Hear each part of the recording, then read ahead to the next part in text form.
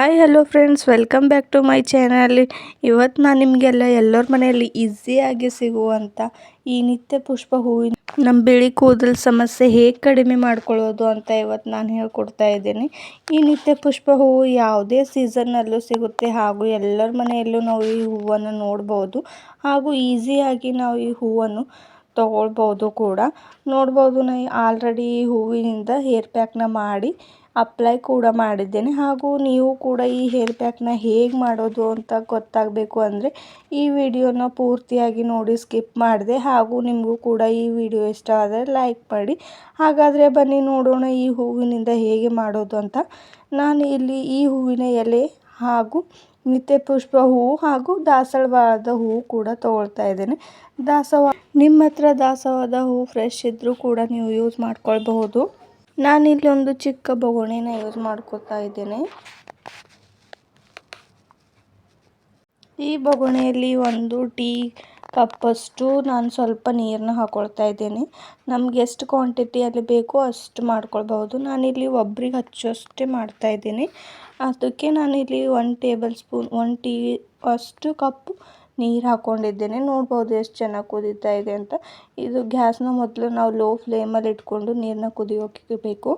ಆಮೇಲೆ ನಾನಿಲ್ಲಿ 1 ಟೇಬಲ್ ಸ್ಪೂನಷ್ಟು ಟೀ ಪುಡಿನ ಹಾಕ್ಕೊಳ್ತಾ ಇದ್ದೇನೆ. ಸ್ವಲ್ಪ ಈ ಟೀ ಪುಡಿ ಕುದಿಯೋಷ್ಟು ಬಿಡಬೇಕು. ಎಷ್ಟಂದರೆ ನಾವು ಟೀ ಡಿಕಾಷನ್ ಮಾಡ್ಕೊಳ್ತೀವಲ್ಲ, ಕಲರ್ ಬಿಡುವಷ್ಟು ಹಾಗೆ ಬಿಟ್ಕೊಂಡ್ರೆ ಸಾಕು. ಹಾಗೂ ನಾನು ಇದರಲ್ಲಿ ನಿತ್ಯ ಪುಷ್ಪದ ಎಲೆಗಳು ಆ್ಯಡ್ ಮಾಡ್ತಾ ಇದ್ದೇನೆ. ನೀವು ಕೂಡ ಎಲೆಗಳು ಜಾಸ್ತಿ ತೊಗೊಂಡ್ರೂ ಕೂಡ ನಡೆಯುತ್ತೆ. ನಾನು ಕೂಡ ಸ್ವಲ್ಪ ಹೂವಿನಿಂದ ಮತ್ತು ಇದರಿಂದ ಎರಡೂ ಕೂಡ ಮಾಡ್ಕೋತಾ ಇದ್ದೇನೆ. ಹೂವು ಕೂಡ ಇದ್ರ ಒಳಗಡೆ ಹಾಕ್ಕೊಂಡಿದ ನಂತರ ಸ್ವಲ್ಪ ಕುದಿಯೋದಕ್ಕೆ ಬಿಡಿ. ನೋಡ್ಬೋದು ಎಷ್ಟು ಚೆನ್ನಾಗಿ ಕುದಿ ಬರ್ತಾ ಇದೆ ಅಂತ. ಹಾಗೂ ನಾನು ಇದಕ್ಕೆ 1 ಸ್ಪೂನ್ನ ಯೂಸ್ ಮಾಡಿಕೊಂಡು ಹೀಗೆ ಕೈ ಆಡಿಸ್ತಾ ಇರಿ. ಯಾಕಂದರೆ ಈ ಹೂಗಳು ಒಳಗಡೆ ಹೋಗಿ ಅದರ ಪೋಷಕಾಂಶ, ಅದು ಪ್ರೋಟೀನ್ಸ್ನ ಒಳಗಡೆ ಬಿಡಬೇಕಲ್ಲ, ಅದು ಕಾರಣ. ಹಾಗೆ ಮತ್ತು ನಾನು ಇದರೊಳಗೆ ದಾಸವಾಳದ ಹೂವನ್ನ ತೋರಿಸಿದ್ನಲ್ವ, ಅದನ್ನು ಹಾಕ್ಕೊಳ್ತಾ ಇದ್ದೇನೆ. ನೀವು ಫ್ರೆಶ್ ಕೂಡ ಹಾಕ್ಕೊಳ್ಬೋದು. ನಾನಿಲ್ಲಿ ನನ್ನ ಹತ್ರ ಒಣಗಿರುವಂಥ ದಾಸವಾಳದ ಹೂವುಗಳು ಇತ್ತು, ಅದನ್ನು ಆ್ಯಡ್ ಮಾಡ್ಕೊಳ್ತಾ ಇದ್ದೇನೆ. ಹಾಗೂ ಇವು ಮೂರನ್ನು ಹಾಕ್ಕೊಂಡು ಚೆನ್ನಾಗಿ ಸ್ವಲ್ಪ ಹೊತ್ತು ಕುದಿಸ್ಕೊಳ್ಳಿ. 1-2 ಮಿನಿಟ್ಸ್ವರೆಗೂ ಕೂಡ ನಾವು ಕುದಿಸ್ಕೊಳ್ಬಹುದು. ನೋಡ್ಬೋದು ಎಷ್ಟು ಚೆನ್ನಾಗಿ ಕುದೀತಾ ಇದೆ ಅಂತ. ಆಮೇಲೆ ನಾನು ಎಲ್ಲರ ಮನೆಯಲ್ಲಿ ಈಸಿಯಾಗಿ ಸಿಗುವಂಥ ಈರುಳ್ಳಿ ಸಪ್ಪೆನ ಆ್ಯಡ್ ಮಾಡ್ಕೋತಾ ಇದ್ದೀನಿ.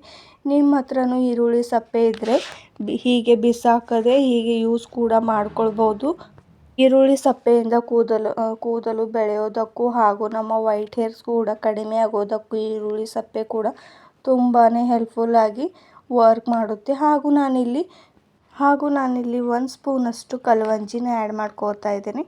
ಹಾಗೂ ಇದಕ್ಕೆ ಕನ್ನಡದಲ್ಲಿ ಕರಿ ಎಳ್ಳು ಕೂಡ ಅಂತಾರೆ. ಇದು ಎಲ್ಲ ಅಂಗಡಿಯಲ್ಲೂ ಈಸಿಯಾಗಿ ಸಿಗುತ್ತೆ. ಇದರಿಂದ ಕೂಡ ನಮ್ಮ ಕೂದಲು ಬ್ಲ್ಯಾಕ್ ಆಗಿ ಹಾಗೂ ಲಾಂಗ್ ಆಗಿ ಆಗಲು ತುಂಬಾ ಹೆಲ್ಪ್ಫುಲ್ಲಾಗಿ ಕಲ್ವಂಜಿ ಕೂಡ ಯೂಸ್ ಮಾಡುತ್ತೆ. ಈ 5-6 ಪದಾರ್ಥಗಳು ಹಾಕಿದ ನಂತರ ಹೀಗೆ ಕಲರ್ ನೋಡ್ಬೋದು ಎಷ್ಟು ಚೆನ್ನಾಗಿ ಬಂದಿದೆ ಅಂತ. ಸ್ವಲ್ಪ 1-2 ಮಿನಿಟ್ಸ್ವರೆಗೂ ನಾವು ಕುದಿಸ್ಕೊಳ್ಳೋಣ ಈ ಎಲ್ಲ ಇಂಗ್ರೀಡಿಯೆಂಟ್ಸ್ ಹಾಕ್ಕೊಂಡಿದ ನಂತರ. ಆಮೇಲೆ ಇದಕ್ಕೆ ಒಂದು ಮಿಕ್ಸಿ ಜಾರ್ನ ಹಾಕ್ಕೊಳ್ತಾ ಇದ್ದೇನೆ. ಇದೆಲ್ಲವನ್ನು ಕೂಡ ನೋಡ್ಬೋದು ಬಿಸಿ ಬಿಸಿಯಾಗಿ ನಾವು ಹೀಗೆ ಮಿಕ್ಸಿ ಜಾರಿಗೆ ಹಾಕ್ಕೊಂಡ್ರೆ ಬೇಗನೆ ಗ್ರೈಂಡ್ ಆಗುತ್ತೆ. ಹಾಗೂ ನಮಗೆ ಈ ಒಂದು ಹೇರ್ ಪ್ಯಾಕ್ ಕೂಡ ರೆಡಿ ಆಗಲು ಸಾಧ್ಯವಾಗುತ್ತೆ. ನೋಡ್ಬೋದು ನೀರು ಕೂಡ ನಾನು ಹಾಗೆ ಹಾಕ್ಕೊಳ್ತಾ ಇದ್ದೇನೆ. ಇವೆಲ್ಲನೂ ಕೂಡ ಹಾಕ್ಕೊಂಡು ನಾವು ಮಿಕ್ಸಿ ಜಾರ್ನಲ್ಲಿ ಗ್ರೈಂಡ್ ಮಾಡ್ಕೋಬೇಕು. ಆಮೇಲೆ ನಾನು ನಿಮ್ಗೆ ತೋರಿಸ್ತೇನೆ ಈ ಜಾರ್ಗೆ ಹಾಕ್ಕೊಂಡಿದ ನಂತರ ಹೇಗೆ ಪ್ಯಾಕ್ ರೆಡಿ ಆಗುತ್ತೆ ಅಂತ. ಮಿಕ್ಸಿ ಜಾರ್ಗೆ ಹಾಕ್ಕೊಂಡು ಈ ಮುಚ್ಚಳನ ಮುಚ್ಚಿಬಿಟ್ಟು ಮಿಕ್ಸಿಗೆ ಹಾಕ್ಕೊಳ್ಬೇಕು. ಮಿಕ್ಸಿಗೆ ಹಾಕ್ಕೊಂಡಿದ ನಂತರ ಈ ಒಂದು ಪ್ಯಾಕ್ ಹೇಗಾಗಿದೆ ಅಂತ ನೋಡ್ಬೋದು. ಎಷ್ಟು ಚೆನ್ನಾಗಿ ಮೆಹಂದಿ ಕಲರ್ನೇ ಕಾಣಿಸ್ತಾ ಇದೆ. ನೋಡ್ಬೋದು ಫುಲ್ ಪ್ಯಾಕ್ನ ಈಗ ರೆಡಿ ಆಗಿದೆ ಅಂತ. ಫುಲ್ ಮೆಹಂದಿನೇ ಕಾಣಿಸ್ತಾ ಇದೆ ಅಂತ. ಹಾಗೂ ಇದನ್ನು ಅಪ್ಲೈ ಮಾಡಿದರೆ ಯಾವುದೇ ನಮಗೆ ಸೈಡ್ ಎಫೆಕ್ಟ್ ಕೂಡ ಆಗೋದಿಲ್ಲ. ನಾನು ಇದನ್ನು ಒಂದು ಕಬ್ಬಿಣದ ಕಡಾಯಿ ತೊಗೊಂಡು ಹಾಗೆ ಒಂದು ಜಾರಿನ ತೊಗೊಂಡು ಇದಕ್ಕೆ ನಾನು ಶೋಧಿಸ್ಕೊಳ್ತಾ ಇದ್ದೇನೆ. ನೀವು ಕೂಡ ಹೀಗೆ ಆ ನೀರು ಹೀಗೆ ಬಿಡುವವರೆಗೂ ಶೋಧಿಸ್ಕೊಳ್ಳಿ. ಈ ನೀರನ್ನ ಚೆನ್ನಾಗಿ ಹೋಗೋವರೆಗೂ ಇದನ್ನು ಶೋಧಿಸ್ಕೊಳ್ಳಿ. ಈ ನೀರಲ್ಲೇ ಎಲ್ಲನೂ ಹೂವಿನ ಹಾಗೂ ಎಲೆ ಎಲ್ಲದ್ರ ಪ್ರೋಟೀನ್ಸ್ಗಳು ಕೂಡ ಅದರಲ್ಲೇ ಆ್ಯಡ್ ಆಗಿರುತ್ತೆ. ಹಾಗೆ ಆದ ಕಾರಣ ಈ ಮೇಲಿನ ಸಿಪ್ಪೆನ ನಾವು ತೆಗೆದು ಬಿಸಾಕಿ ನಮ್ಮ ಹತ್ರ ಇರೋ ಎಲ್ಲ ಪೇಸ್ಟ್ನ ಈ ನೀರನ್ನ ಹೀಗೆ ಶೋಧಿಸ್ಕೊಳ್ಳಿ. ಈ ನೀರಲ್ಲೂ ತುಂಬ ಶಕ್ತಿಶಾಲಿಯಾಗಿ ನಾವು ನೋಡ್ಬೋದು. ಯಾಕಂದರೆ ಎಲ್ಲನೂ ಚೆನ್ನಾಗಿ ನಾವು ಎಷ್ಟು 5-10 ನಿಮಿಷ ನಾವು ಚೆನ್ನಾಗಿ ಶೋಧಿಸ್ಕೊಂಡ ನಂತರ ನಾನು ಈ ಒಂದು ಕಬ್ಬಿಣದ ಬಾಂಡಲಿಯನ್ನು ಗ್ಯಾಸ್ ಮೇಲೆ ಇಟ್ಕೊಂಡು ಸ್ವಲ್ಪ ಹೊತ್ತು ಕುದಿಯೋದಕ್ಕೆ ಬಿಡ್ತೇನೆ. ನೋಡ್ಬೋದು ನೀರು ಎಷ್ಟು ಚೆನ್ನಾಗಿ ಕುದಿ ಬರ್ತಾ ಇದೆ ಅಂತ. ಹೀಗೆ ಒಂದು 2 ಮಿನಿಟ್ಸ್ವರೆಗೂ ಈ ನೀರನ್ನ ಚೆನ್ನಾಗಿ ಕುದಿಸ್ಕೊಳ್ಳಿ. ಆಲ್ರೆಡಿ ಈ ನೀರು ಎಲ್ಲದರಲ್ಲೂ ಕುದ್ದಿದೆ. ಆದರೂ ಕೂಡ ನಾನು ಕಬ್ಬಿಣದ ಕಡಾಯಿಯಲ್ಲಿ ಸ್ವಲ್ಪ ಹೊತ್ತು ಕುದಿಸ್ಕೊಳ್ತಾ ಇದ್ದೇನೆ. ಯಾಕಂದರೆ ಕಬ್ಬಿಣದಲ್ಲೂ ಕೂಡ ನಮ್ಮ ಕೂದಲು ಬೆಳವಣಿಗೆ ಹಾಗೂ ಕೂದಲು ವೈಟ್ ಹೇರ್ಸ್ ಕೂಡ ಕಡಿಮೆ ಆಗೋ ಶಕ್ತಿ ಕೂಡ ಇದು ಹೊಂದಿರುತ್ತೆ. ಈ ನೀರಿನಲ್ಲಿ ಸ್ವಲ್ಪ ಹೀನಾ ಮೆಹಂದಿನ ಆ್ಯಡ್ ಮಾಡ್ಕೋತಾ ಇದ್ದೇನೆ. ನಮ್ಗೆ ಎಷ್ಟು ಕ್ವಾಂಟಿಟಿಯಲ್ಲಿ ಬೇಕು ಅಷ್ಟು ಪ್ರಮಾಣದಲ್ಲಿ ನಾವು ಈ ಹೀನಾ ಮೆಹಂದಿನ ಹಾಕ್ಕೊಳ್ಬೋದು. ನಾನಿಲ್ಲಿ ಒಬ್ಬರು ಆಗುವಷ್ಟು ಮಾತ್ರ ನಾನಿಲ್ಲಿ ಹಾಕ್ಕೊಳ್ತಾ ಇದ್ದೇನೆ. ನೋಡ್ಬೋದು ಹೀನಾ ಮೆಹಂದಿ ಹಾಕಿದ ನಂತರನೂ ಹೀಗೆ ನೀರಾಗೆ ಕಾಣಿಸುತ್ತೆ ಅಂತ. ಇದನ್ನು ಚೆನ್ನಾಗಿ ಕುದಿ ಬರೋವರೆಗೂ ಕುದಿಸ್ಕೊಳ್ತಾ ಇರಬೇಕು. ಆಮೇಲೆ ಈ ಮೆಹಂದಿ ಪ್ಯಾಕ್ ಹೇಗೆ ರೆಡಿ ಆಗುತ್ತೆ ಅಂತ ನೀವು ಕೂಡ ನೋಡಿ ಶಾಕ್ ಆಗ್ತೀರ. ಹಾಗಾದರೆ ಬನ್ನಿ ಹೀಗೆ ಕುದಿಸ್ಕೊಳ್ಳಿ. ಇನ್ನೂ 5 ಮಿನಿಟ್ಸ್ವರೆಗೂ ಕುದ್ದ ನಂತರ ನೋಡ್ಬೋದು ಕಡಾಯಿಗೆ ಈ ಮೆಹಂದಿ ಎಷ್ಟು ಚೆನ್ನಾಗಿ ಮೆತ್ಕೊಳ್ತಾ ಇದೆ ಅಂತ. ನಾವು ಎಷ್ಟು ಚೆನ್ನಾಗಿ ಇದನ್ನು ಕುದಿಸ್ಕೊಳ್ತೇವೆ ಅಂದರೆ ಅಷ್ಟು ಚೆನ್ನಾಗಿ ನಮ್ಮ ಹೇರ್ಸ್ಗೆ ಈ ಮೆಹಂದಿ ಕೂಡುತ್ತೆ, ಬೇಗ ಹೋಗೋದು ಇಲ್ಲ. ಹಾಗೂ ಯಾವುದೇ ಕೆಮಿಕಲ್ಗಳ ನಮ್ಗೆ ಸಮಸ್ಯೆಗಳು ಕೂಡ ಬರೋದಿಲ್ಲ. ಯಾವುದೇ ಒಂದು ಕೆಮಿಕಲ್ನ ಯೂಸ್ ಮಾಡೋದ್ರಿಂದ ನಮ್ಮ ಹೇರ್ ಫಾಲ್ ಕೂಡ ಆಗೋದಿಲ್ಲ. ಹಾಗೂ ನಮ್ಮ ಬಿಳಿ ಕೂದಲು ಸಮಸ್ಯೆ ಕೂಡ ಬೇಗನೆ ಕಡಿಮೆ ಆಗುತ್ತೆ. ಹೀಗೆ ನಾವು ಒಂದು ಮಂತಲ್ಲಿ 2-3 ಟೈಮ್ಸ್ ಹೀಗೆ ಮಾಡಿ ಹಚ್ಕೊಂಡ್ರೂ ಕೂಡ ನಮಗೆ ಯಾವುದೇ ಸೈಡ್ ಎಫೆಕ್ಟ್ ಕೂಡ ಆಗೋದಿಲ್ಲ ಇದರಿಂದ.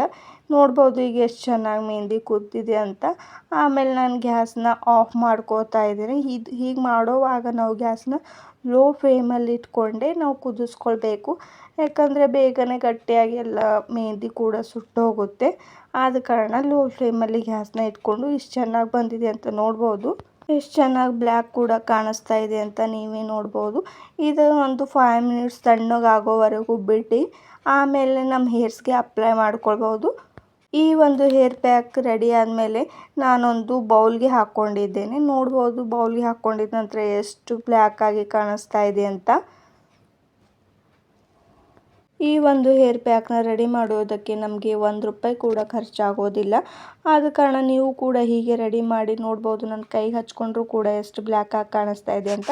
ಹಾಗೂ ಈ ಒಂದು ಹೇರ್ ಪ್ಯಾಕ್ ನಾನು ನಿಮಗೆ ಅಪ್ಲೈ ಕೂಡ ಮಾಡಿ ತೋರಿಸ್ತೇನೆ. ನೋಡ್ಬೋದು ನಮ್ಮ ತಲೆಯಲ್ಲಿ ಎಲ್ಲೆಲ್ಲಿ ವೈಟ್ ಹೇರ್ಸ್ ಇದೆ ಜಾಸ್ತಿ ಹಾಗೂ ಎಲ್ಲೆಲ್ಲಿ ಕೂದಲು ಉದ್ರಿದೆ, ಕೂದಲು ಬೆಳೀತಾ ಇಲ್ಲ ಅಂಥ ಜಾಗದಲ್ಲಿ ನಾವು ಇದನ್ನು ಅಪ್ಲೈ ಮಾಡ್ಕೊಳ್ಬೋದು. ನೋಡ್ಬೋದು ಎಷ್ಟು ಚೆನ್ನಾಗಿ ಬ್ಲ್ಯಾಕ್ ಆಗಿ ಕಾಣಿಸ್ತಾ ಇದೆ ಅಂತ.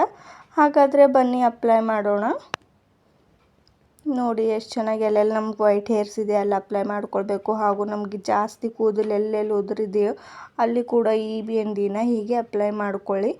ಎಷ್ಟು ಚೆನ್ನಾಗಿ ಬ್ಲ್ಯಾಕ್ ಆಗಿ ಕಾಣಿಸುತ್ತೆ ಅಂತ ನೀವು ಕೂಡ ನೋಡ್ಬೋದು. ಇದನ್ನು ಅಪ್ಲೈ ಮಾಡ್ಕೊಂಡಿದ್ದ ನಂತರ 1-2-3 ಅವರ್ಸ್ನ ಬಿಡಬೇಕು. 3-4 ಗಂಟೆ ಬಿಟ್ಟ ನಂತರ ನಾನು ಹೇರ್ ವಾಶ್ನ ಮಾಡ್ಕೊಳ್ಬೋದು. ಹಾಗೆ ಈ ಹೇರ್ ವಾಶ್ನ ಮಾಡ್ಕೊಳ್ಳುವಾಗ ನಾವು ಯಾವುದೇ ಒಂದು ಶಾಂಪೂ ಆಗಲಿ ಯೂಸ್ ಮಾಡ್ಕೊಳ್ಬಾರ್ದು. ನೆಕ್ಸ್ಟ್ ಡೇ ನಾವು ಯೂಸ್ ಮಾಡಿಕೊಂಡ್ರೆ ನಡೆಯುತ್ತೆ. ಆವಾಗ ನಮ್ಮ ಮೆಹಂದಿ ಕೂಡ ಹೋಗೋದಿಲ್ಲ ಹಾಗೂ ಯಾವುದೇ ಕೆಮಿಕಲ್ ಸಮಸ್ಯೆಗಳು ಕೂಡ ಬರೋದಿಲ್ಲ. ನೀವು ಕೂಡ ಹೀಗೆ ಒಂದು ಸಾರಿ ಆದರೂ ಯೂಸ್ ಮಾಡಿ ನೋಡಿ. ಹಾಗೂ ನಿಮಗೂ ಕೂಡ ಈ ಒಂದು ವಿಡಿಯೋನ ಇಷ್ಟವಾದರೆ ಲೈಕ್ ಆ್ಯಂಡ್ ಸಬ್ಸ್ಕ್ರೈಬ್ ಮಾಡಿ.